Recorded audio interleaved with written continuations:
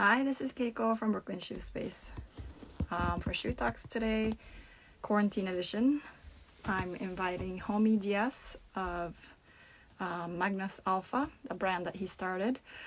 He's a shoe designer and extraordinaire out in West Coast. He grew up in the Queens and now he's in the West Coast.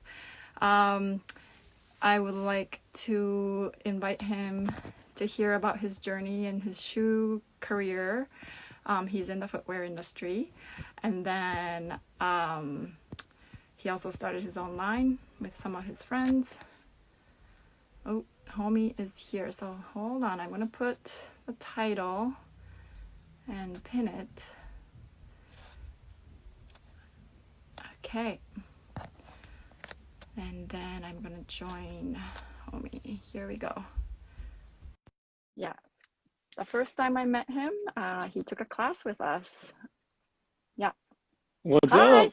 Hi, how are you? So good to see you. You too. What's going on? Oops, sorry. No worries. Here, maintaining. Yeah, congratulations with a new addition to your family. Thank you. Yeah, how Quite are a, quite you? an interesting time we're living in right now. Yeah, are you getting some sleep or are you No, sleeping not okay really. with right, little naps here and there. Oh my goodness. Yeah, a lot of waking up in the middle of the night. Yeah, how old is the baby? We had her over Father's Day weekend, so on Oh, Saturday the wow. 20th. So not even a Yeah, month so old very, yet. very young. Yeah. No, Oh, no, no. that's so exciting. And in addition to the two toddlers running around, Oh my goodness. Yeah, you're busy. So how full house. this COVID, how has it been? Are you just like teaching daddy, is it really hard? Have you been going back to work? What's your work situation? Um, Yeah, health it's been strictly wise? working Yeah. from home. Mm-hmm. Yeah, strictly working from home, being a school teacher, a daddy daycare, you name it. Mm-hmm. So, no, I've been working strictly from home and Mm-hmm. trying to continue to educate myself and, find motivation and inspiration working from home. Right. Yeah, so it's Yeah, been a yeah. challenging trying to make patterns because of the tools and leaving out sharp, tools out. So Oh, I've been uh, I've been having to just not do any pattern making because yeah, the last thing I need is one of my toddlers running around with with a an knife. X-Acto blade Yeah, or yeah. Yeah, and I'm sure you like for your wife, pregnancy during COVID was not easy as well. Just no, it was worrying yeah, about the health. yeah, it was very scary because I was in Italy and I flew back in on that Sunday. I flew back Monday, and on that Sunday was when it went from 30 something cases to 400 cases from Sunday night to Monday morning.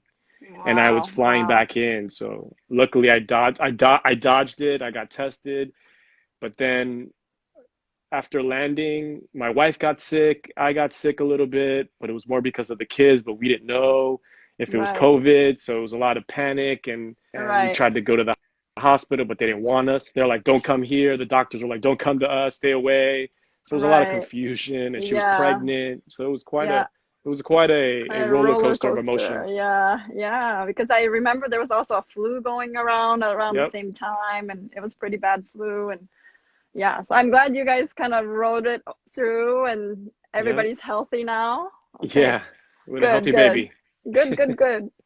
Do you think you can introduce yourself and like the work Yeah. that you do, where you Sure. are, who's your mentor? Yeah. So my name is Homie Diaz. I live in Los Angeles now. I'm originally from New York. And all my life I've just been, inspired by creativity, wanting to do anything from drawing to making things. And yeah, now I find myself with, in the footwear industry 12 plus years now. And that's Mm, really what I do is merchandise footwear, help, design and concept. And mentor wise, I mean, I don't have any one-on-one mentors, but I'm hmm constantly meeting people and finding mentorship for the moment through them, like yourself. mm. But Yeah. how about like from childhood? Like, did you know always that you wanted to get into footwear? Or how No, did you kind of like gear into that career? Like, do you think you can share that kind of story a little bit? sure. Yeah, yeah, absolutely. So growing up in New York City, I was inspired by skateboarding early on. Hmm. So with skateboarding, the graphics on the skateboards inspired me.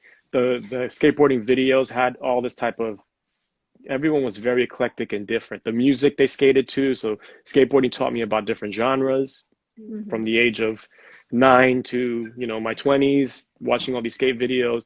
So that was what really fueled my creativity. My mom was very creative, not an artist, but creative, so that fueled it. I was inspired by Oscar de la Renta, simply Wow. because he's Dominican like my parents. He was Uh-huh. born in the Dominican Republic, went to Hmm. Europe, became a designer for Balmain Hmm. and Balenciaga. So I learned Hmm. about him, even before I knew his face and what he looked like, because Wow. there was no internet then. But my Right, mom right. made that my mom made that reference when I said that I wanted to be a creative. My mom said, "Oh, like Oscar de la Renta," and I was like, "Who's that?" And it was basically, Yeah. "Oh," she said, "Hey, he's Dominican. He's a designer. He's very successful." Mhm. So basically that right away just fueled my energy to want to become a creative. I was so young, I didn't understand the difference between design, fashion. This was pre-internet, so it was Yeah. very hard to decipher the differences. Yeah. And Did you think you would go into clothing then? Did you think you would design clothes? yeah, Like to an fashion? extent, I just wanted to be creative and design. I just thought of design as everything, graphics, everything. I Uh-huh. just I just I just lumped it all together versus like Uh-huh. fashion apparel designer or a footwear designer. I just Right. kind of lumped it all in together to say, hey, I want to be creative. I just don't have the resources and the place to go to help me say, oh, here's footwear, here's apparel, here's graphics. I didn't Right. experience that until college because there was nowhere to Mm. go. There was nowhere Yeah. to be like, there was no Brooklyn shoe space. You're right. There was nothing like that. So I pretty much attribute it to one pot, and I just wanted to get in that pot and figure something out and, Hmm. keep inspiring myself to be creative until college. Very cool. And college, did you major in like fashion? Was it industrial design? Was it something else? Yeah, I ended up going to Parsons School of Design and I elected communication design as my major. And interesting enough, communication was that pot of everything. It was, I had to take classes 2D design, 3D design, typography, video, Hmm. packaging design. Yeah. It was just a little bit of everything, and it was all about communication, learning how to Yeah. communicate your ideas.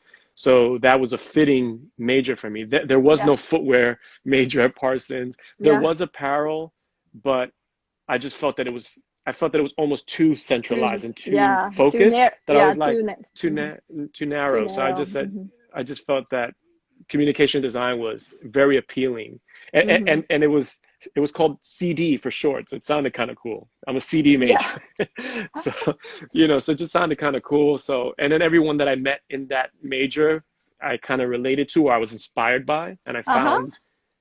I found early mentors in that major that I was like, wow, I would love to learn more from that person's Uh-huh. their way of thinking. So that's how I went into communication design, got my degree there. Very cool. And then from there, how did you get into footwear?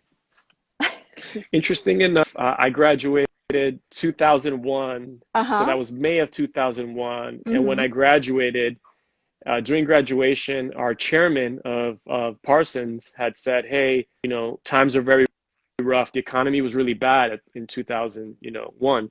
And he said, it's going to be very hard to find a job, but hang tough. It's not that you're not skilled enough. It's just that the job market is rough. He was right. That summer was extremely hard to find work. He pretty much said, if you don't have an internship that may turn into a job, you're going to have a hard time for the foreseeable future of finding a job.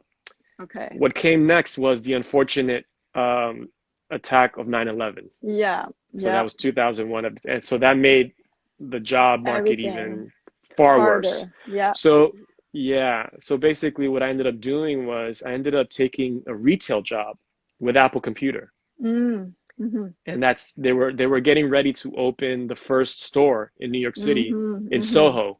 Mm-hmm. So I actually took that job thinking this would be a great place to network Yeah. and to meet people in the meantime. everyone thought I was crazy. They didn't see the idea. They didn't understand the idea of networking, and skateboarding taught Right. me the fundamentals and like the benefits of networking with different people from different Right. genres and Right. different cultures, Different and age group as well, because exactly. you So you probably skated from young age, right?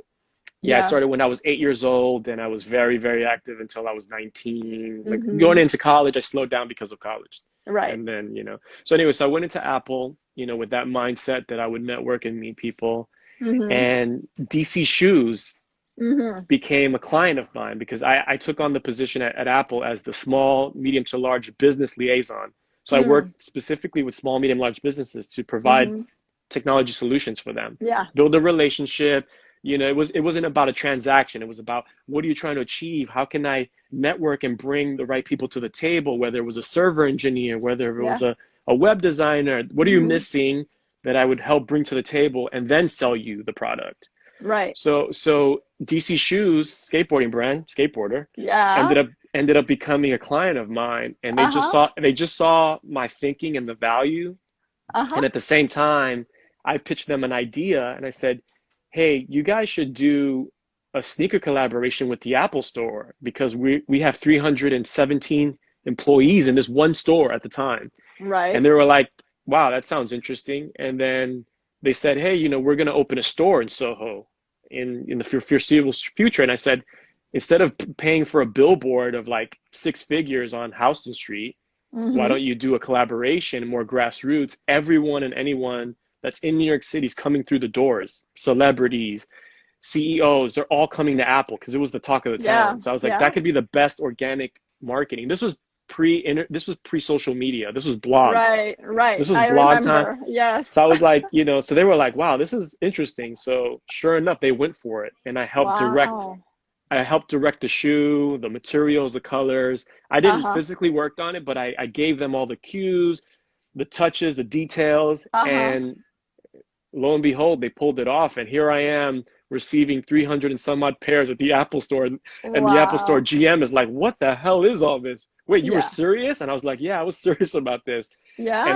all the employees were just super impressed and inspired. They're like, wow, this is amazing. And this was before the Nike Apple collab. Like, Yeah. so anyways, it was just I well didn't ahead of its know that. time. And Mm-hmm. Mm-hmm. And yeah, and so the then staff, it just everybody wore DC shoes. everyone got a pair in the store, Uh-huh. and they took it to another level.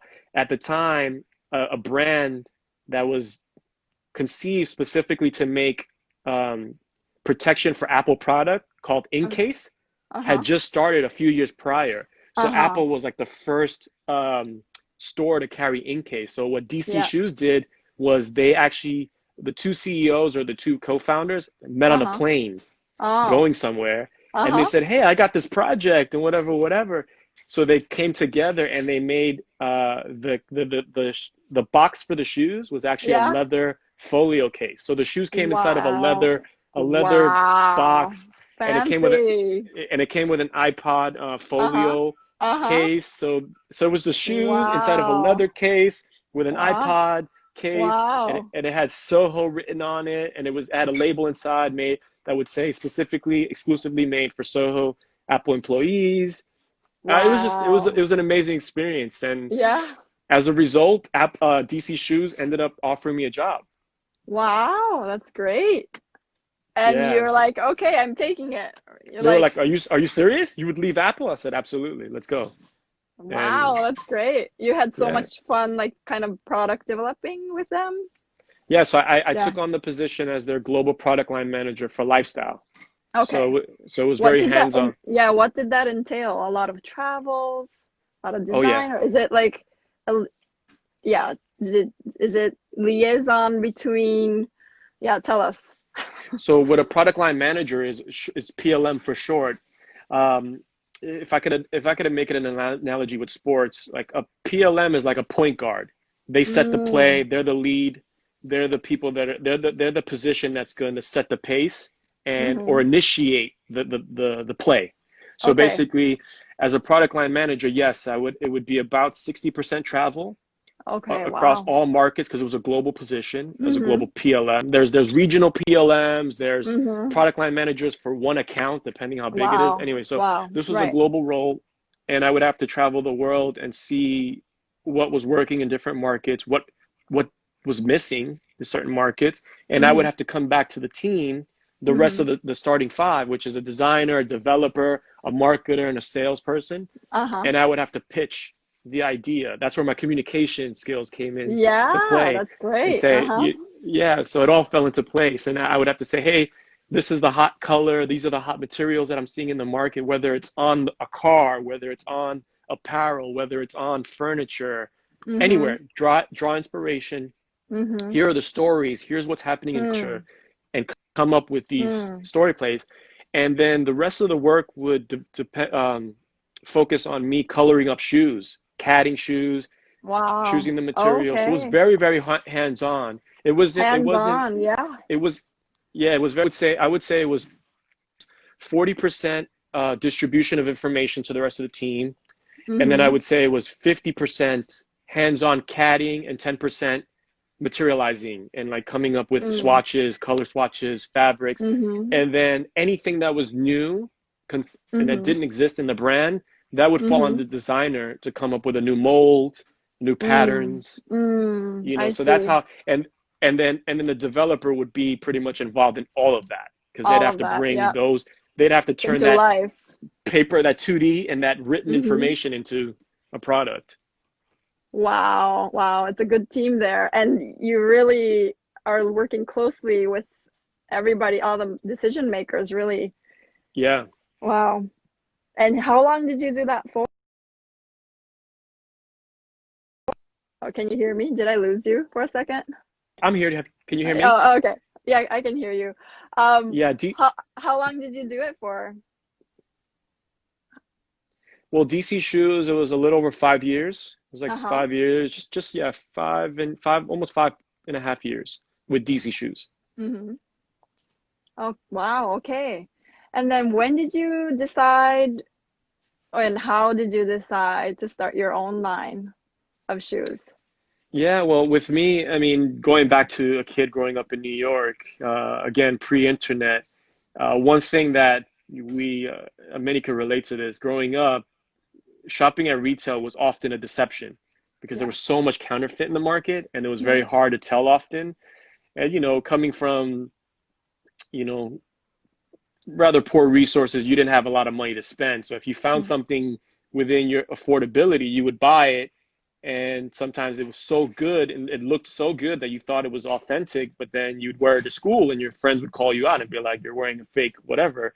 Right. And so often you would find yourself embarrassed, or at the point of sale, you'd be like, oh my God, is this the real thing? Am I buying the right Right. thing? Right. So, that stuck with me as a young child, that I was shocked that anyone would invest money in knocking off another brand just to Right. turn a profit. And I Right. would ask myself, is this because of a lack of creativity, or is it because they don't care about fashion and they just want to make money? And not only that, but it's like if you have the resources to produce product, why wouldn't you try something new or Mm. something original? Why would you just spend the money on knocking off whatever's popular? So I was like, Right. man, if I had the accessibility to a factory or to a label maker just to make labels for sure. Like if I had accessibility to an embroiderer, I would want to make my own thing. But Yeah. obviously, Yeah. it wasn't easy to come by those resources. So I always felt like I made that promise to myself as a child. I would say at least 12 years old when I heard about Escala de la Renta. I was like, the day I find those resources, I'm going to make my own thing. I'm not going to knock another brand off. I'm going to, Uh-huh. make my own brand. Yeah. And of course, first I needed to find the resources and I Yeah. needed to gain the experience Yeah. and I needed to, pretty much get, mentorship on how to do that. And that's what DC Shoes was. DC Shoes, followed by a few other brands that I worked for after that. They gave me the experience, they gave me the Mm-hmm. resources, Mm-hmm. they gave me the, front row at a factory on Mm-hmm. Mm-hmm. hundreds of dozens of occasions for me to Mm-hmm. learn how things are made and Yeah. to get that experience under my belt. So, it's been about 12 years now, and I said it was time. Yeah. well, it was about 10 years I would say about 9 years at the time when I finally said it's time for me to start my own thing.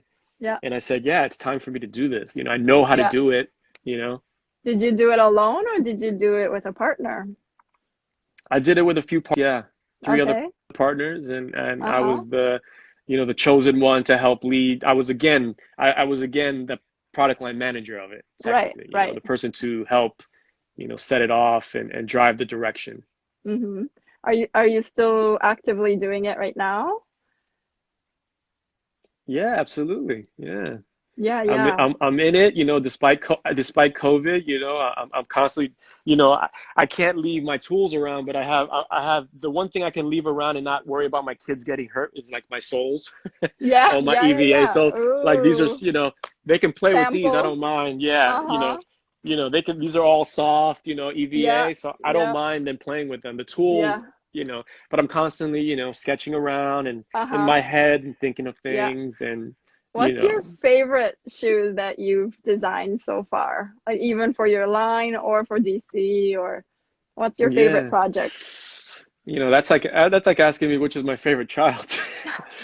That's a You hard know, one. Yeah. it's a hard one. I mean, I will say, the shoe that I did, for my own brand was, a labor of love. It was fun. It was Hmm. from the ground up. We made our own molds, and Wow. That, so basically, yeah, you saw the shoe. I mean, yes. speaking of which, I've been to your space and look what I have over here. Woohoo. You remember Nice. these? Yes. I Yeah, wanna these I were. wanna see your shoes and do you have some samples with you? Yeah, so this is the one I made in your class by Oh hand. my goodness. All right. Yeah. Yoo-hoo. A So I'm star I'm student. You brought your yeah, own soles. my own Yeah. last. Own last. Yeah. You brought your design label, like labels, like Yep. ribbon. Yeah. Yep, I did that. I got and Uh-huh. then so this was my first time making a shoe from scratch was with you, Yeah. and I kept going. So basically, here's, the finished one. A lot Ooh. cleaner. Obviously I Yeah. couldn't do that with you because it was very, Yeah. a lot of work, but I put my label in it, Yeah. like Yeah. And where is it made? Is it made in the USA or is it made it's abroad? made in Mexico. Uh-huh. Yeah, it's made Great, in great. Mexico. Yeah, so I did a bunch of colors in the low, Uh-huh. Wait, you can know. you put it profile view? I want to see. Yeah. Yeah, let me Nice. So get let me it's a nice gray. Yeah, this one's Yeah. a gray. This one's Is a green. uh-huh. Is it leather or is it canvas? Yeah, no, this is nubuck with Oh, a nubuck. like a Oh, the caviar the embossment. texture. Yeah. Ooh. And then Very. this is the high top that you saw. Yeah. Yeah. And the hardware is beautiful. You think you can see the hardware? Yeah. Designed and yeah. Wow. Cool. Yeah. And then, the outsole, I'll bring out the pair so you can see it. The outsole has a design, which I said I made it from the ground up, so it was very specific Hi, to. Vision Quest Shoes. Vision Quest Hey, Shoes. CC says, "Hey there, crew." hey, what's Hi. up? Jenja is heart eyes. Yeah. Yeah, loving it. So yeah, so this The is the soul. outsole. Yes. So it Hold makes it, the hold it, logo hold when you it. put it together. Yeah. Wow. Very cool. Very cool. Yeah. You did a full size run? Yeah, well, I went size 8, men's 8 to 15. Mm-hmm. Would you ever Yeah. do women's? I am working on it. Obviously it's very expensive, and I got some new ideas that I'm working on to include the Uh-huh. ladies. So Uh-huh. I get a lot of DMs and requests, and Right. trust me, it's not that I'm not listening. It's just that I'm Right. trying to find the resources, the funds to Right. do that. Would I you? did do this bag to the ladies, and so far, yeah, the bag to match the Ooh. shoes. Okay. Yeah. So this Is so that this is this that this a doubles up. yeah, It doubles up as a toiletry bag yeah, with the signature yeah, elastic from yeah. Italy, and then if you unbutton the back, it's also a crossbody. Wow, very Yeah. cool. So here's the buckle. Yeah, yeah. Wow. Everything, Yes. all the hardware is like custom. Yeah, the custom. So it's a one lock system. Mm-hmm. And then the backpack the ladies love. I mean, they've always loved this backpack. Yeah, yeah, Yeah. very cool. You wore it too, I feel like, to the work. studio when you Yeah, I came for did. class. Yeah, I brought it with me. Yeah, because Yeah. that was my travel bag. It's made, to carry the laptop. It protects the laptop because it's reinforced. Uh-huh. So that was my travel bag. Yeah, so I Very definitely had cool. it with me. So is it footwear and bags? Um, and what's the Yeah, price point? and I'm doing Yeah. some apparel now. Oh, apparel too. Great. Yeah, yeah, Great. yeah. Yeah, you You see the know, hat. yeah. Do you think for the sneakers for the men's, if you just add those smaller sizes up to like size 4 or 5 men's, would it kind of Mhm. translate to the women's, you think? Or would Oh, you, absolutely. or are you trying to do something completely like different for the women? Well, I'm working on something completely different right now that will be for both. It would be unisex, and that would be, Mm, yeah, it would translate, the sizes would just translate down. So that mm, way, I'm not opening two separate molds. yeah, A lot of females do wear men's shoes, men's sneakers particularly, and sneakers are a lot easier to wear when they're unisex than shoes or boots. yeah, Boots yeah, because they're harder wear. They're hard wearing, so those have to be really well adjusted to the foot. Whereas sneakers are just much more flexible. yeah, So unisex is a lot easier to achieve on a yeah, sneaker base. So yeah. yeah, like I mean, I have all these soles here that I'm working with and I'm playing around with. So Very cool. Are those soles from the market or are you designing your own? no, a lot of these are from the market, like Extra Mm-hmm. Light. I'm sure you're familiar with Extra Light. So Yeah. I have some Extra Light soles. I have so many. I mean, I literally have like, it's crazy how many soles I have here. This is just like half of what I have here, but I could just show you. It's just endless. Wow. Yeah. It's just endless. Are you kind of still making your first prototype kind of to just see Yeah. So I'm, what you do for your I'm process? prototyping right. Yeah, I'm prototyping right now and sketching, Very cool. And with the and factory, you have I'll be such a good re sampling up. yeah. Oh, you're gonna be sampling yourself? Or Well, with the the factory in idea was, Mexico? Yeah. Yeah. well, you know, in an ideal world, unlike what we're in right now with COVID, I wanted to make the patterns at home. Cut the patterns at Yeah. home and then send it Yeah. to Mexico. But it's been very tough to do. I live in a rather smaller place, so my kids will easily get to my tools. So I have Yeah. to have my tools put, Yeah. well out of reach. Yeah. So right now I'm going to just submit sketches and then Yeah. have them make it from Yeah. scratch. Yeah. Yeah, Perfect. Yeah. but Oh, somebody, Jonas is asking, can we see a sketch? Do you have a sketch with you? Mate? if I can get to one right now, everything's so. I'm sorry. I'll definitely have to put something up, like on my stories. But yeah, right now I'd have to dig from my book, and I have a lot of loose pages all over the Uh-huh. place. But Do you yeah, always sketch by hand? I doodle a little bit by hand. I don't get too like crazy with rendering with a sketch, just because of my kids and the timing. Like I just feel like I'm much quicker at just quickly sketching an idea roughly and then CADing it up. So Mm-hmm. I can easily show CADs, like, Yeah. computer aided designs, Yeah. and then I go straight to sampling, I see. because with the CADing, I can get really detailed with measurements Texture, and measurements. textures and Mm-hmm. like, I can get really to it. If I'm going to sit there and sketch and start to shade and like, by the time I'm halfway in, like I have one of my kids on top of my shoulders and like, you Yeah. know, But it's, when you come up with an idea and you're like, okay, I gotta just write this down, do you kind of have like a little sketchbook with you, or is that yeah, something that you just keep in your brain? I have a sketchbook, and then sometimes I'll sketch on something like a loose sheet of paper, and that'll get tossed around or trashed. But by that time, it's so well developed in my mind that I go straight to computer, and I Okay, start to like really go in on the details and I see. create more of the definition and like the details with the stitching and the Yeah, folds of the leather and yeah. What do you think is your tool, like your favorite tool of your trade? So since you design as well as make, as well as sketch, to like you kind of manage a company as well, like what would you say your favorite tool is?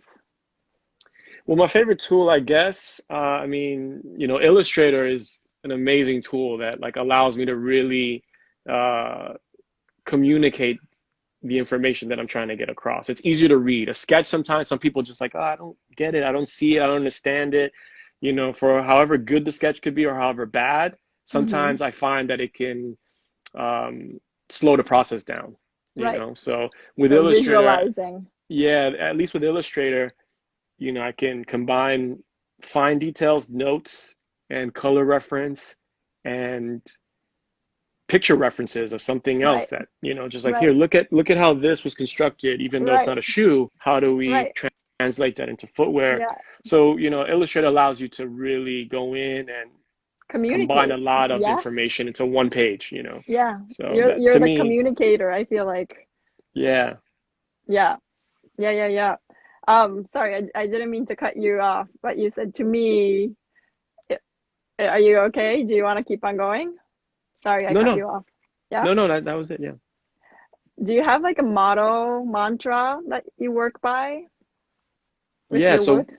yeah. So with my brand, you know, I set out to create a brand that was inclusive, you know, and it was designed to shine a positive light on the luxury of being an immigrant, you know, Mm-hmm. sparking confidence, you know, self-worth, you Mm-hmm. know, based on the reality that, you know, sometimes, you know, we shy away from our culture, you know, Mm-hmm. either because of racism or embarrassment or because of an accent. And Mm-hmm. I normally say, hey, if a person has an accent, you know, that means they know a second language. How many? And I'll ask you, how many languages do you know then? You know, they're actually Right. communicating in your language with an accent, so they're already a step ahead, you know, Mm-hmm. of the equation between you and that other person's interaction. So I always Mm-hmm. find that there's a luxury and a high sense Mm-hmm. of value in that, not a Mm-hmm. an embarrassment or Right. oh, you're not pronouncing the words right, but I understand what Yeah. you're saying. Yeah. We're already further along, you know. Mm-hmm. So the brand, like my mantra is that. My mantra is like, you know, really promoting what a POAI means, which is a product of an Mm-hmm. immigrant. Mm-hmm. And I always felt that that was something that had to be highlighted, you know, in the Mm-hmm. process. So that's you know the mantra of the brand. That's been the mantra of my life, you Mm-hmm. know, per se. And then the product wise, you know, I decided to go on a luxury direction Yeah. because Yeah. it was more of a metaphor Huh. Okay. to, you know, it was a metaphor to represent the quality, the luxury that's being produced by an immigrant. So that was Mm-hmm. the mantra. So I could have easily gone with a cheaper shoe design, a cheaper Yeah. bag, but Yeah. that wasn't the idea. So I know people ask me, "Hey, you know, the stuff is expensive." And oh, I'm sorry, you did ask me earlier what the price was. Oh yeah. The shoes are 479, Mm-hmm. 479, and the Mm-hmm. backpack is 579. Mm-hmm. I have a leather jacket that's 679. Mm-hmm. And, you know, it's expensive because of the materials we're using, the process. We made our own sole, which, you know, the sole is the most So expensive part of the yes. shoe for Yeah. development, for molds. So, you know, yeah, people ask me, wow, that's expensive. And, you know, I'm here to, you know, create an example. It's not, Yeah. at this point, it's not a money maker. At this point, it's not, I didn't start my brand at this point to say, I'm trying to buy a big house. It's not for Mm. that at this point. I don't see it that way. Mm-hmm. I see it more as like, how do I build something that has an Mm-hmm. example, that Mm-hmm. has longevity, Yeah. that, you know, could be looked upon, you know, 20, 30 years from now. And it's like, wow, Mm-hmm. this is what it stood for and this is what it stands for today, to Yeah. this day, So you know? like all your hardware is gonna be like, it wears really well, Yeah, right? Not like the fast fashion, some of the, no, cheaper items with something's breaking all the time, right? exactly. I Yeah, see, I see. yeah. The person who asked about the sketching also Uh-huh. asks a question, if I can just read it before I forget that. Sure. Okay, so when do you know a product is done? I often overdo things. So when you're developing, Yeah. yeah, So when you know if a product's done, well, it depends. I mean, if you have tough skin and you can share it with people and get feedback from people, then they can help you guide you to when it's done. If you're very you want to you know you want to be very very personal and very like just you and that product, you know, feel free to overdo it, and then that allows you to strip away the unnecessary. yeah. So you just have to study your own craft and say, hey, what's unnecessary? What features on the shoe tells a story of significance and what features Mm-hmm. don't? And then Right, strip away the ones that don't so that they don't distract from the ones that do. right. So my advice would be, always focus on what's significant in your design. What's the story you're trying to tell? What's the solution you're trying to provide? Yeah.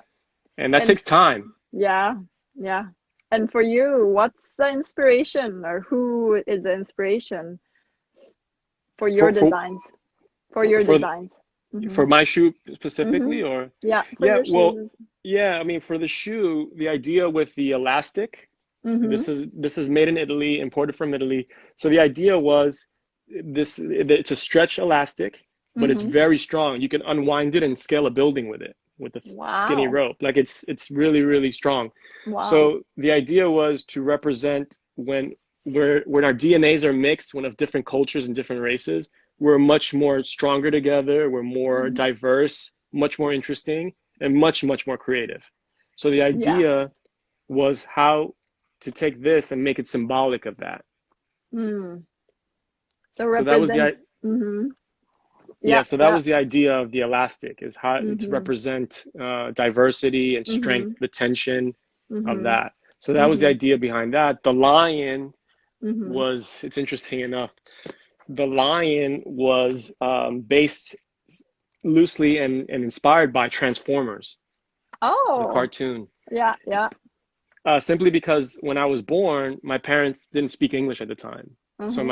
even though I was born in New York, my parents spoke only Spanish. Uh-huh. So that was my first language. And I learned how to speak English by watching Saturday morning Transferable. cartoon.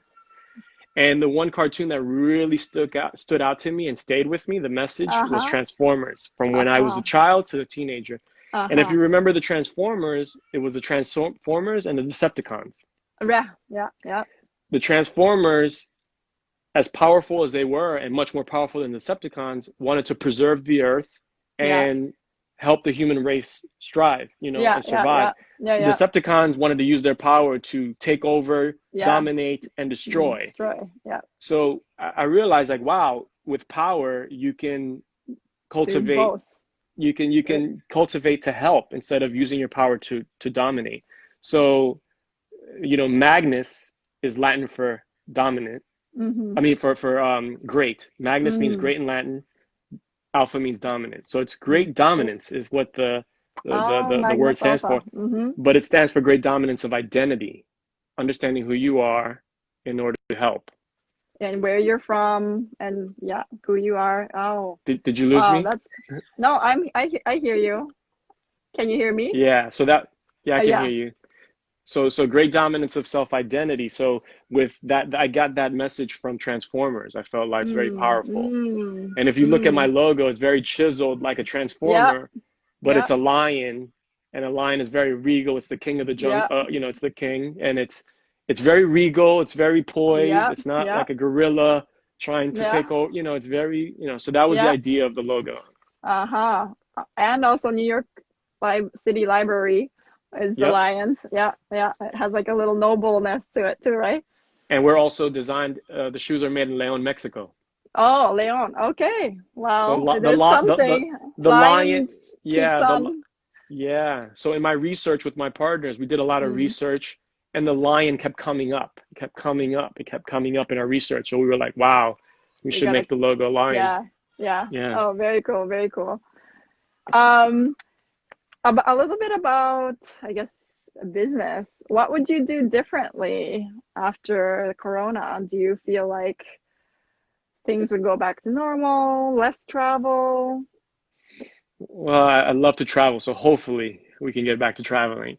I mean, the thing that's been coming up quite a bit pre-corona was sustainability. Yeah, So that was a huge thing in the market in general, but particularly in fashion because we are a high pollutant yeah. industry. We're one of the biggest pollutant industries of all. So, that's coming up in the forefront quite a bit more now across Mm-hmm. the board because of Mm-hmm. COVID. Yeah, So, what I do see for the foreseeable future is a much bigger push yeah, for sustainability. One being the fact that these fast fashion brands can no longer distribute the quantities, the volume that they yeah, were making. Their stores are yeah, closed. yeah. So, I would say about 3, 4 years ago now, Mm-hmm.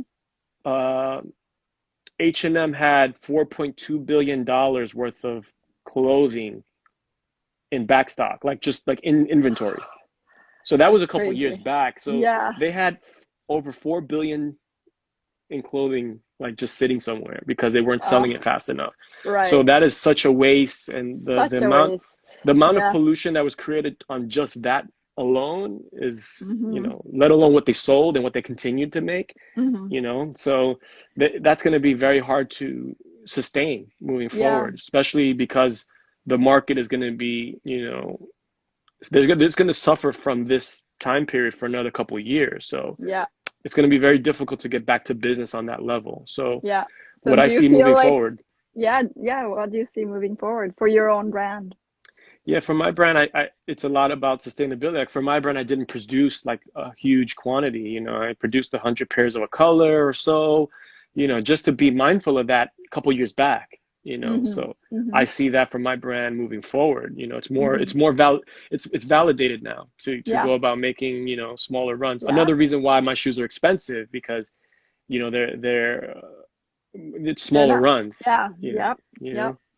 Would you keep the same style and keep on producing the same so that it's not, or a different colorway maybe, just so Yeah, that so the process isn't renewed all the time?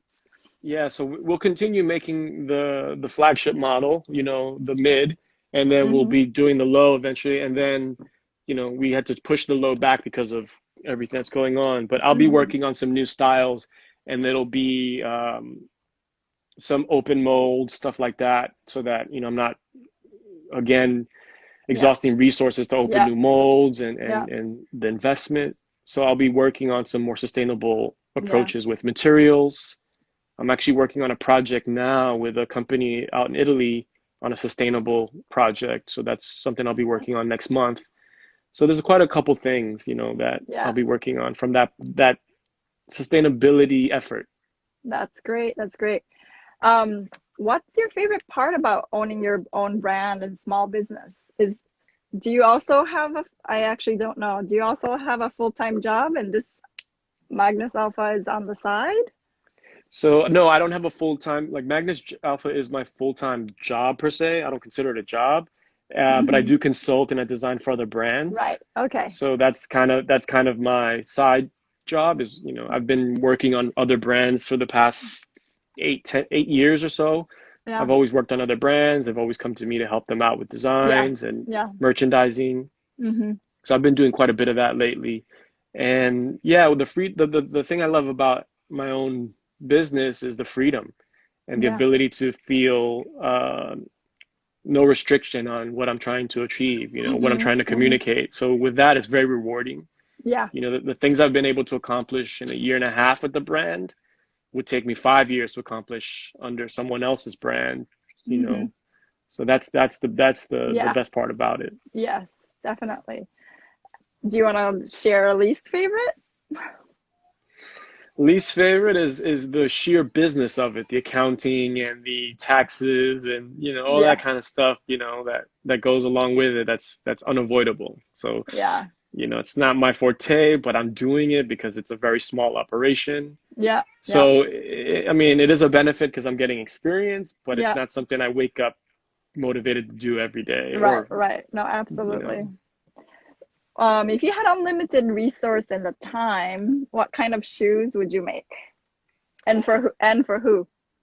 I would make a lot more shoes for females for sure. Oh, okay. Yeah, simply Yeah. because, you know, I would enjoy it. I would Mm-hmm. enjoy the ideas that I have, putting them, Mm-hmm. you know, bringing them to fruition and, Mm-hmm. you know, just seeing them wearing it. And obviously the experimentation of it, the color, Mm-hmm. Yeah. you know, that kind of stuff. So females are far more experimental and you know, guys tend to be a little more brand loyal or style Mm-hmm. loyal, you know, or, Mm-hmm. you know, women are a little more Adventurous. open-minded, yeah, Yeah. adventurous, you know. So that would really um, inspire me and motivate me to experiment and create more for Mm-hmm. sure. So yeah, Right. that if I had the resources and the time, that would be where I'd go. Great. That I'm looking forward to women's shoes. Vision Quest shoes. CC asks, have you noticed any price resistance during COVID? It's a good For, question. yeah, for my brand, fortunately enough, I've sold quite a bit of shoes during COVID. Mm-hmm. Many It's at full price and many at a mm-hmm. discount, just because I wanted to be mindful of what's going on. Mm-hmm. Um, but it's all in fairness for me, in Yes. regards to the situation and in regards to the price point, based on the fact that I don't heavily advertise and Mm-hmm. I don't have a huge marketing budget, so Mm-hmm. I can't expect volume sales. Right. So yeah, I would say it's a combination of it all, but Yeah. it's a new experience for all of us at this point in time. Right. So, Right. And it's also everybody wants to support, I guess, your like your story, your creation. It's your livelihood, and I think people who are wanting your shoes want to support that. It seems like. yeah, we've had a handful of supporters and repeat customers that I'm very blessed and thankful for. And then we've had a lot of new customers that are discovering us. So Oh, that's great. for me, it's a slow race, and I wouldn't even call it a race. I would call it's a slow journey that I'm enjoying. I almost don't want it to peak and dive. I just Right. I wanted to just gradually go up as slow as possible so I could enjoy the ride, because Mm-hmm. I look at Magnus Alpha as, I think of Magnus Alpha 20 years down the road. That's what Mm. that's where part of my emotional thinking goes to the brand, is like looking at the brand 10, 20 years from now, when we're hiring the next Virgil Abloh to design the Uh-huh. brand. Like, that's how I see it. Uh-huh. I see it so in its early stages of Gucci, when it was a little mom and pop operation, and look at it where it's at now. Like, I really Yeah. believe that Magnus Alpha could be that brand in 20, 30 years, or even Mm-hmm. 50 years, when I'm long gone and my family or Oh. whatever. Like, it has to start somewhere, Yeah. is what I'm Yeah. saying. So I don't find myself disappointed or like, oh my God, this isn't working. It's not supposed to work like a Gucci today, Right. because Gucci is Right. 99 years old or something like that now. Right. Right. It Right. is what it is. You got to give it time. Yes. A little shorter time period than 10 to 50 years. In 3 to 5 years, what do you think you want to be doing? Well, in 3 to 5 years, I will definitely be doing a lot more apparel for Uh-huh. Magnus. So I'm Mm-hmm. doing that now. I'm fortunate to have found a studio in downtown LA that has welcomed me in. So I'm making a lot of apparel right now, a lot of like high quality button down shirts and cut and sew hoodies and stuff like Uh-huh. that. So I'll be Made doing a in lot more. USA. Yeah, made in Oh, LA. made That's in great. all my apparel, the hat, everything is made from scratch in LA. That is Yeah, so wonderful. yeah, so completely made from scratch, cut and sew. So I'll be doing a lot more of that, 3 to 5 years, and there'll be, Mm-hmm. of course, some more footwear and accessories sprinkled in, you Yeah. know, Yeah. within that time frame. Yeah. I'm so looking forward. I Yeah. guess what's the right, yeah, so your your bags and the shoes are like your key staples that we can get like in even like for in a long run, yeah. I don't want it to go away because yeah, because I'm hoping that you start like a woman's sizes in those too. Yeah, definitely. So the bags will be around for a while. The Mm-hmm. shoes, at least in style wise, it'll be around. And then, yeah, that's what I'm looking forward to, is trying to open the mold smaller and smaller sizes. But Yeah. before in reality, before I Yeah. can afford to open the molds of my own Nice. design, Mm-hmm. I'll be making some shoes with uh, soles from the market, Yeah. Yeah. to Yeah. really supply that demand and that request from the females, just to have something that I'm excited to do, that I think is going to be just as great, Yeah. but that'll be far more achievable in, within a year's time than Yeah. opening more molds. Right. Absolutely. Tooling is so hard in footwear. Yeah, it's Yeah. very expensive. Yes. And you know it, you're every step of the way, you really have to, yeah, you have control over it though when you do it yourself, including your exactly. hardware and everything. Yep. Yeah. It's hats off. It's amazing what you do. Thank you. What advice would you give for someone wanting to start a shoe line? Well, I would, similar to what I just mentioned, Yeah. I would recommend starting with an open mold. Mm-hmm. We were very ambitious because of our experience. We went to make our own molds because of our experience. we didn't spend as much as someone starting out would, your Yeah. average startup, Yeah. you know, but that's why we took the leap to do. We spent a Yeah. lot of money. It was very Yeah. expensive, but Yeah. it could have been easily Way. Yeah. double if you didn't know Yeah. what you were doing, you Yeah. know? Even triple. Yeah. Oh, easy. Oh, it's Oh, yeah. easy. Yes. Yeah. So Yeah. Once many, you, so many once iterations. the way I like to look at it, once you hit that double mark, you are just Yeah. closer to that third mark, that triple, that triple expense, you know?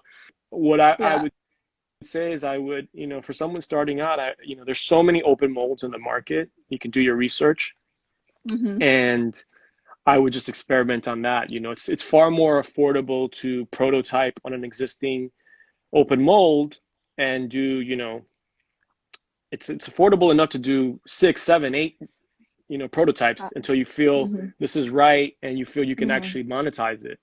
So that's Mm-hmm. the first thing, and then that's more sustainable. It's Mm-hmm. more on a sustainable direction.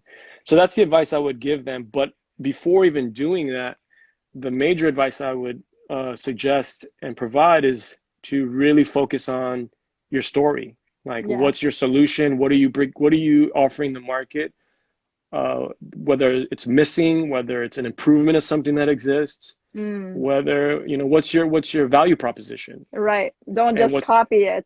Copy yeah, something and make, and yeah. what's your story. You know, I was very Mm-hmm. adamant with my partners that we needed to craft and hone in the story of Product of an Immigrant and what Mm-hmm. Magnus Alpha meant Mm-hmm. before we launched the brand. You know, before we actually started developing the shoe, I Mm-hmm. was very adamant. I was like, no, we have to flush this out first, because if we don't, we're just the, you know, the 999 footwear company making more shoe. Right. Right. You know, What it doesn't make sense. are your partners also immigrants? Well, yes and no. Yeah, well, technically, I mean, one partner is American of Korean and Mexican descent, Mm, and wow. the others have European descent, but they're Mexican. So Mm, they're interesting. technically, Yeah. Yeah. you know, Well, I immigrants guess of, you know, we all are. yeah, we all are. Yes. That's the Yes. point. That's the Yeah, point, that is the point. you know, very far and few in between are natives, you know. Right.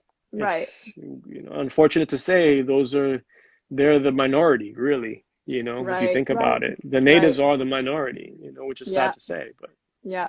Yeah. Do you think you would get some interns or some help?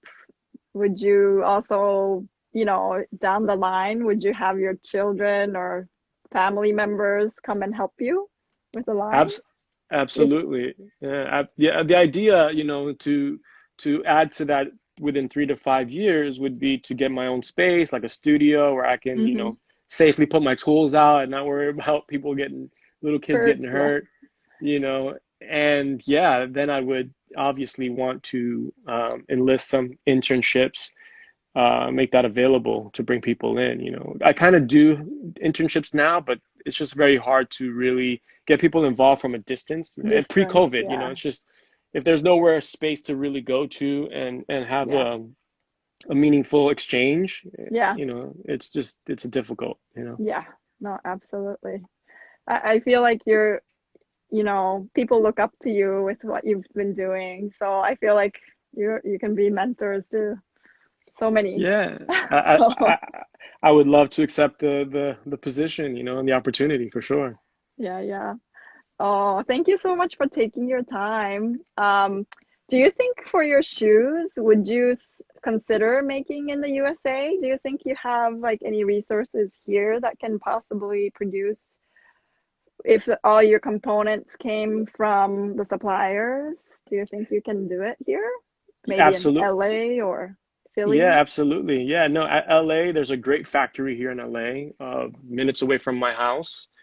For those that don't know, it's called La La Land, and that's a great place that I would love to make shoes. The problem, you know, the challenge is that it's very much more expensive than Mexico, Yeah, and you know, I'm not in a position, at least with the brand as of yet, to offer a much higher price point shoe. right.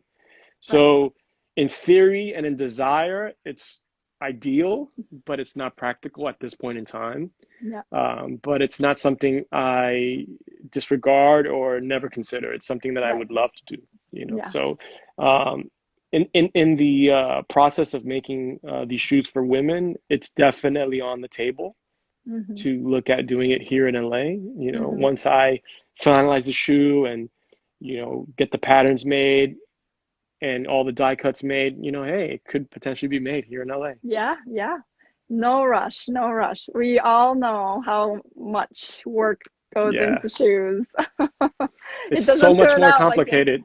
It's so Oh, much more complicated absolutely. than apparel. Like I'm Oh, working with yeah. this apparel guy at the studio, and Uh-huh. you know we're cutting these patterns for my shirts and stuff. And when I show him my patterns for shoes, he's like, his eyes spin out of control. He's like, "Wait, what? This is too much." Like it's like really complex, you know. Especially, you know, and that's only for a simple upper. Imagine when you were talking about a Balenciaga or Yeah, like a triple yeah, S. It's like yeah, your head would spin, you know, of all the yeah, different panels, you know. yeah, definitely. Are you at your studio today or are you at No, home? no, I'm at home. Oh, that's Yeah, great. yeah. What's in your background? Is it a Oh, it's a photo painting. painting? Yeah, yeah. Did It's you do it? no, no. It's an No. original painting that I found actually. I bought it in San Miguel de Allende in Mexico. Uh-huh. It's This was, huge. yeah, it's Or is huge. it huge? It's really big. I mean, yeah, it's pretty Wow. big. Yeah. Yeah. So it was interesting enough. Uh-huh. When I got hired by DC Shoes, and my fiance at the time, we were looking for somewhere to get married, and she's half Mexican, half African American, and her Mexican side is much bigger than her African Mm-hmm. American side. So therefore, she had many relatives still in Mexico, Mm-hmm. including her grandmother. And you know, the wedding is all about, you know, the bride. So I was like right away, I was like, let's have it in Mexico so your family can get to the wedding Okay. Mm-hmm. easily. And her grandmother was much older too. And Yeah. then it would be a great excuse for my family to travel somewhere new. I had been Yeah. to Mexico many, many times in different parts of Mexico. So it was a great excuse to get my family members to travel. Yeah. So we went down to Mexico several times looking for places Mm-hmm. for a venue.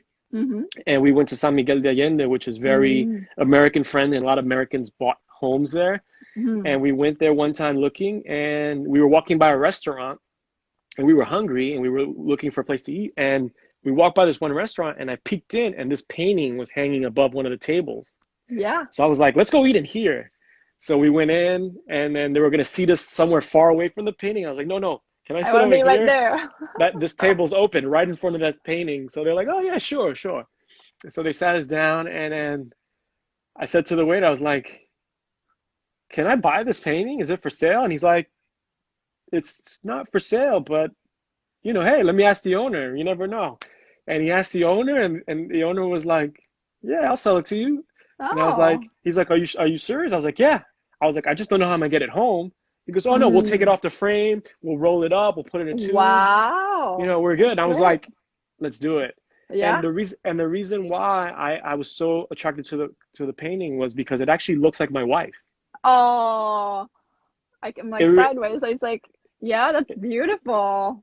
I could lie and say no, I commissioned this painting of my wife, and they'll be like, oh yeah, yeah. Like Yeah. everyone would be like, yeah, Wow. no, Wow. that's her. So you know, she's half Mexican. We were in Mexico. We were looking for a Uh-huh. venue. It was It's so perfect. It was it's just, such yeah, it's such a like a beautiful token, like a reminder of our yeah. journey to get Yeah. married, you know? Yeah. So Wow. that's why, you Wow. know, I bought it and Do it's you know here. the artist? Do you know the artist? I don't know in person. He You know? passed Yeah. away, but Mm-hmm. yeah, That's very cool. Very cool. Such a yeah. beautiful So story. yeah, Well, it looks really good. thank you. And I love the colors, obviously. I just Oh love the yeah. monochrome with the hit of Oh red. yeah. A little bit It's of red. amazing. Yeah. Yeah. Yeah. Definitely. Very cool. Someone asked at the very end, is there an age requirement for your classes? I think my classes, Freddie Nuggets. I would My imagine class, so, yeah. yeah, my classes don't have any age requirement. Oh, maybe above 14 would be maybe easier. So you Yeah, can, just because of the tools. Yeah. just because of the tools. But we've had 13-year-olds and 14-year-olds. Oh, Yeah, wow. yeah. But anyhow, the time is ticking. We have like about like 25 seconds left. Oh I should no. yeah, Instagram is like 60 minutes max. So Yeah. thank you so much for taking your time today. Thank you That for the was super invitation. nice. Yeah, it's really inspiring how you got there. So I'll look forward to your adventures in the future. Thank you. Likewise. All right. See you Take soon. care. Okay. Bye-bye. Bye. Later.